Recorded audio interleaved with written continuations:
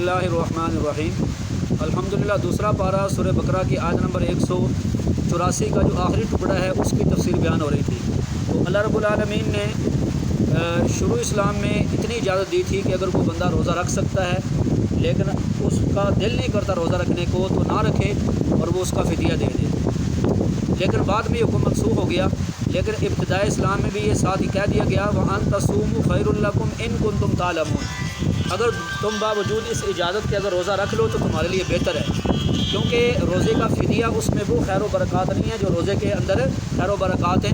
تو شروع اسلام کے اندر بھی اس کی اجازت تھی، لیکن اس کے ساتھ یہ بھی حکم دیا گیا کہ اگر تم روزہ رکھ لو تو تمہارے لیے بہتر ہے، ٹھیک ہے جی۔ البتہ بعد میں پھر جب آیت مبارکہ نازل ہوئی تو اس میں اللہ تعالیٰ نے لازم قرار دے دیا کہ جو بندہ روزہ رکھ سکتا ہو تو اس کے اوپر روزہ رکھنا لازم ہے، سوائے اس آدمی کے جو اتنا بیمار ہو جائے کہ وہ روزہ رکھ ہی نہیں سکتا ہے جی، تو یا کوئی بندہ شرعی مسافر ہے تو اس کو اجازت ہے کہ وہ روزہ نہ رکھے۔ اس کے بعد اگلی آیت نازل ہوئی، آیت نمبر 185، اور اس آیت مبارکہ میں اللہ تعالیٰ نے رمضان کی فضیلت بیان فرمائی ہے، رمضان شریف کی اللہ نے فضیلت بیان فرمائی۔ ارشاد فرمایا شہر رمضان الذی انزل فیہ القرآن، رمضان کا مہینہ وہ ہے اتنی عظمت والا ہے کہ اس میں قرآن نازل کیا گیا۔ ویسے بھی رمضان عظمت والا ہے کیونکہ اس میں اللہ تعالیٰ نے اپنے بندوں پر ایک ایسی عبادت فرض کی ہے کہ جب وہ بندہ عبادت اختیار کر لیتا ہے تو تھوڑی دیر کے لیے صبح سے لے کر شام تک اس بندے کی نسبت فرشتوں کے ساتھ ہو جاتی ہے، کیونکہ فرشتے ایسے اللہ تعالیٰ کی مخلوق ہے جو نہ کھاتے ہیں نہ پیتے ہیں، نہ ہی ان میں نفسانی خواہش ہے۔ تو جب بندہ صبح سے لے کر شام تک ان تین چیزوں کو بندہ اپنا لیتا ہے کہ کھاتا نہیں ہے، پیتا نہیں ہے، اپنی نفسانی خواہش کو پورا نہیں کرتا، تو گویا بندہ اس اعتبار سے اس کی نسبت فرشتوں کے ساتھ ہو جاتی ہے جی۔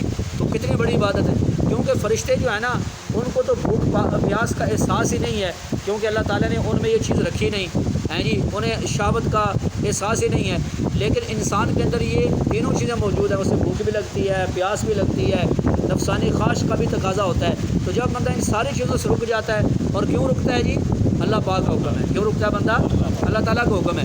تو اس وجہ سے رمضان شریف کی بڑی فضیلت ہے، ہر رمضان میں آپ سنتے رہتے ہیں، لیکن یہاں اس آیت مبارکہ میں اللہ تعالیٰ نے فرمایا رمضان کا مہینہ وہ مہینہ ہے جس میں قرآن نازل کیا گیا۔ بلکہ اس حدیث مبارکہ کی تفسیر جو نبی پاک صلی اللہ علیہ وسلم نے بیان فرمائی وہ ایک حدیث مبارکہ ہے جس کا مفہوم یہ ہے تورات، زبور، انجیل، حضرت ابراہیم علیہ السلام کے صحیفے، یہ بھی سارے رمضان شریف میں نازل ہوئے، اور قرآن پاک بھی رمضان شریف میں نازل ہوا، ٹھیک ہے۔ تو اس سے معلوم ہوتا ہے کہ رمضان شریف کی بہت زیادہ فضیلت ہے، بہت زیادہ عظمت ہے۔ اسی وجہ سے احادیث میں لکھا ہے کہ نبی پاک صلی اللہ علیہ وسلم کا یہ طریقہ تھا کہ جب رمضان شریف قریب آ جاتا تو نبی کریم صلی اللہ علیہ وسلم عبادت میں بہت زیادہ مشقت اٹھاتے تھے۔ تو مشقت کا مطلب یہ ہوتا ہے نا کہ ایک چیز تو یہ ہے کہ جو بندے پر فرض ہے وہ تو بندہ ادا کر رہا ہے، لیکن ایک اس کے علاوہ جو چیز فرض نہیں اس میں بھی بندہ کوشش کرے، محنت کرے۔ بس مثال کے طور پر 5 نمازیں وہ تو پڑھنی ہے، تراویح بھی پڑھنی ہے، بات سمجھا رہی ہے، لیکن اس کے علاوہ بندہ نفلی نماز کا اہتمام کرے، رات کو جا کے قرآن پاک کی تلاوت کرے، اور ایسے ہی دن کو بھی رمضان شریف کے اندر عبادات کے اندر بہت زیادہ وقت دے، تو اس کو کہتے ہیں مشقت اٹھانا۔ کیا کرنا؟ مشقت اٹھانا۔ تو اللہ پاک نے فرمایا رمضان کا مہینہ وہ ہے جس میں قرآن نازل کیا گیا۔ اب یہ قرآن نازل ہونے کا کیا مطلب ہے یہ بھی سمجھ لیں۔ تو اس کا مطلب یہ لکھا ہے مفسرین نے کہ ویسے قرآن پاک سارے کا سارا لوح محفوظ میں ہے، لوح محفوظ جو اللہ تعالیٰ جو سمجھو کہ ایک 7واں آسمان کے اوپر ایک دفتر ہے جہاں پر ساری مخلوق کی تقدیریں لکھی ہوئی ہیں، وہیں پر سارا قرآن پاک بھی موجود تھا۔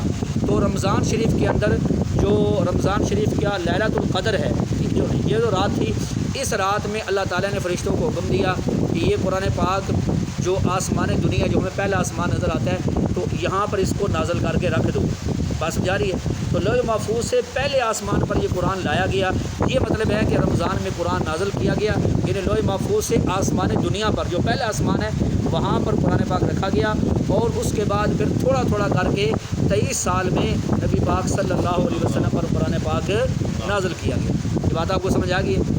یہ مطلب ہے کہ رمضان میں قرآن نازل کیا گیا۔ تو آگے پھر اس کے بعد جو قرآن پاک ہے اللہ کی وہ کتاب ہے جو چونکہ تا قیامت انسانوں کی ہدایت اور رہنمائی کا اللہ پاک نے ذریعہ نازل فرمایا ہے۔ تو کچھ صفات اللہ نے قرآن پاک کی وہ یہاں پر بیان فرمائی ہے، ٹھیک ہے جی۔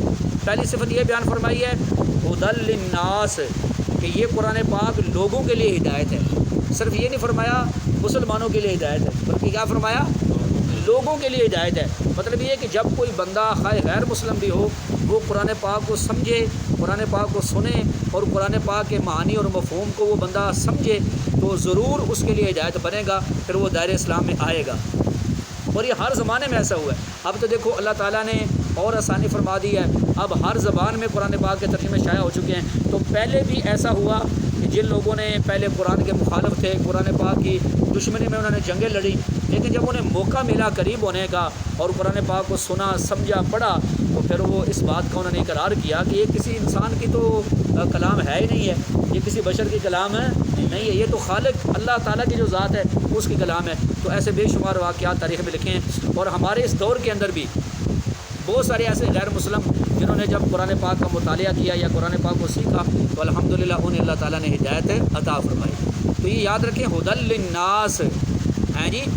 تو آج میرے بھائیوں یہ چیز ہے کہ آج جب مسلمان قرآن پاک سے دور ہو گیا اور صرف مسلمان نے قرآن سے اتنا ہی تعلق رکھا ہے، اللہ تعالیٰ ہدایت عطا فرمائے، وہ فوتگی ہو جائے تو اے جی بچوں کو بھیجنا ذرا قرآن پاک پڑھ، بس اتنا تعلق ہے. یا خدا نخواستہ کوئی بندہ کوئی مقدمہ ہو گیا، کوئی پریشانی آ گئی ہے جی، تو اب اس میں جو قرآن اٹھانا ہے، کیا نیا جس کو کہتے ہیں نا نیا اٹھانا ہے، قرآن اٹھانا ہے، یا اتنا تعلق ہے. یا کسی بندے کی روح نکل رہی ہے تو وہ جی کسی حافظ صاحب کو بلا لو، وہ یہاں پر بیٹھ کر سورہ یاسین پڑھیں. تو سورہ یاسین اب صرف مردوں کے لیے رہ گئی ہے. اسی وجہ سے آج میرے بھائیوں افراد کے اعتبار سے بھی ہم اجتماعی طور پر بھی انفرادی طور پر بھی ہمارے اندر سارے بگاڑ اور خرابیاں آ گئی ہیں، کیونکہ اللہ تعالیٰ معاف کرے ہم نے قرآن پاک سے تعلق توڑ لیا ہے. بلکہ آپ یقین کریں کئی لوگ ایسے مجھے نوجوان ملتے ہیں جنہوں نے بچپن میں قرآن پاک پڑھا، تو میں ان سے پوچھتا ہوں کہ آپ روزانہ کتنا تلاوت کرتے ہیں؟ تو کہتے ہیں جی کوئی نہیں.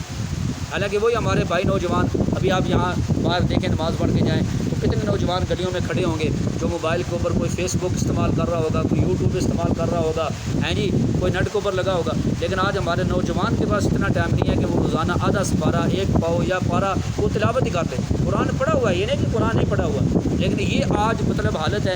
ہمیں ہدایت کہاں سے ملے گی؟ بے حیائی، فحاشی اور یانی اور اس کے علاوہ ہمارے معاشرے میں ساری برائیاں میرے بھائیوں میں سمجھتا ہوں کہ اس وجہ سے آئی ہیں کہ قرآن ہدایت ہے، ہم نے قرآن سے اپنا تعلق توڑ لیا. یہ تو نوجوانوں کی بات ہے. اور بزرگ جو بزرگ ہیں سفید ریش ہیں ہمارے مسلمان بھائی، اب ان سے پوچھو بھی اس کے بعد آپ کے پاس کیا ہے؟ جوانی گزر گئی، اب بڑھاپا ہے، اس کے بعد تو موت یقینی ہے. چلو بچہ ہوتا ہے اسے امید ہوتی ہے جوانی آئے گی، جوانی کے بعد امید ہوتا ہے بڑھاپا، جب بڑھاپا آ گیا اس کے بعد کیا امید ہے؟ لیکن آج ہمارے بزرگوں کے پاس بھی ٹائم نہیں ہے کہ قرآن پاک کھول کے وہ ایک سپارہ تلاوت ہی کر لیں. اگر قرآن نہیں پڑھے ہوئے تو قرآن ہی پڑھ لیں، اپنا قرآن سیدھا کر لیں. میرے بھائیوں پھر آپ مجھے بتاؤ میری بات صحیح ہے یا غلط ہے؟ جب ہم قرآن سے تعلق توڑیں گے پھر ہمیں ہدایت ملے گی؟ سارے بولو نہیں نہ ملے گی. جتنا ہمارا تعلق قرآن پاک کے ساتھ مضبوط ہوگا میرے بھائیوں اتنے اللہ تعالیٰ ہمیں ہدایت عطا فرمائیں گے. اور آج دیکھو نا الحمدللہ ہمارے مسجد میں کتنے سالوں سے درس قرآن ہو رہا ہے. تو درس قرآن کا مطلب کیا ہوتا ہے؟ درس قرآن، قرآن کا درس، قرآن کا سبق، قرآن کا حکم ہے جی. قرآن میں اللہ کیا فرماتے ہیں، مقصد یہی ہے اس کا. تو جب میرے بھائیوں یہ چیزیں ہمیں پتہ چلیں گی، جب ہم قرآن سے اپنا تعلق مضبوط بنائیں گے تو انشاءاللہ پھر ہمیں ہدایت ملے گی. اور اللہ تعالیٰ کے خزانوں میں سب سے قیمتی چیز کیا ہے؟ ہدایت ہی ہے. اب ہم ہر نماز میں مانگتے ہیں اہدنا الصراط المستقیم. تو حضرات مفسرین نے لکھا ہے کہ یہ جو دعا مانگی جاتی ہے نا اہدنا الصراط المستقیم، اے اللہ ہمیں سیدھا راستہ دکھا، تو اسی صراط مستقیم کی پوری تفسیر سمجھانے کے لیے اللہ تعالیٰ نے سارا قرآن نازل کیا ہے. اہدنا الصراط المستقیم اس کی تفسیر سمجھانے کے لیے اللہ تعالیٰ نے پورا قرآن نازل کیا ہے. تو دیکھو لوگ اللہ قرآن کے بارے میں پہلے صفت یہ بیان فرماتے ہیں ہدی للناس کہ یہ لوگوں کے لیے کیا ہے؟ ہدایت ہے، لوگوں کے لیے ہدایت ہے. ایک حدیث میں فرمایا نا قیامت کے قریب بڑے فتنے آئیں گے، اور فتنے بھی ایسے ہوں گے کہ آدمی صبح کو مومن ہوگا شام کو کافر ہو جائے گا، شام کو مومن ہوگا صبح کو بندہ کافر ہو جائے گا. تو صحابہ نے پوچھا یا رسول اللہ صلی اللہ علیہ وسلم اس وقت ہم فتنوں سے کیسے بچیں گے؟ حضور نے فرمایا اللہ کے قرآن کے ذریعے، اللہ کے قرآن کے ذریعے وہ تمہیں فتنوں سے بچانے والا ہوگا. تو اس میں میرے بھائیوں درخواست ہے سارے مسلمان بھائیوں سے کہ قرآن پاک سے اپنا تعلق مضبوط بنا لیں. حقیقت بات ہے یہ بڑا ہی وفادار ساتھی ہے جی. قرآن پاک ہم صحیح پڑھیں، روزانہ پڑھیں، قرآن پاک کی تلاوت کریں، قرآن پاک سے محبت کریں، قرآن والوں سے محبت کریں، اور اس کے ساتھ ہم قرآن پاک تھوڑا تھوڑا روزانہ سمجھنے کی بھی کوشش کریں تاکہ ہمیں قرآن پاک کی ساری برکات حاصل ہوں اور ہمارے لیے ہدایت کا ذریعہ بنے. اللہ تعالیٰ مجھے اور آپ سب حضرات کو عمل کرنے کی توفیق عطا فرمائے.